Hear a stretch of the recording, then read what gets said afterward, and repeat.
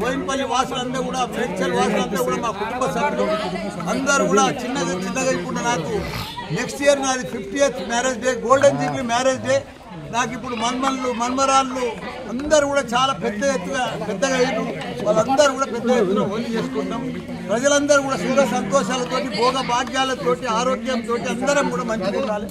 అందరం కూడా కలిసి మంచి పండుగలు చేసుకుంటాం.